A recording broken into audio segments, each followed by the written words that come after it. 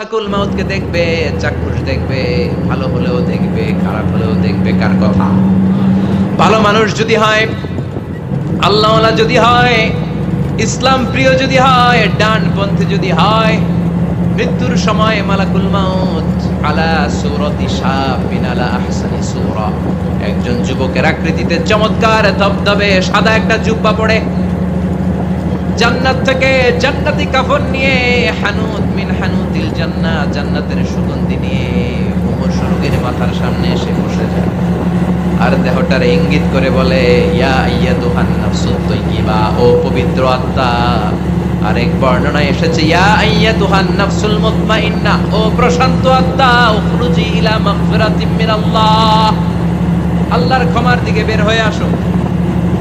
উখরুজি ইলা মাগফিরাতিম মিনাল্লাহি ওয়া রিদওয়ান, আল্লাহর ক্ষমার সন্তুষ্টির দিকে রূহটা বের হয়ে আসো।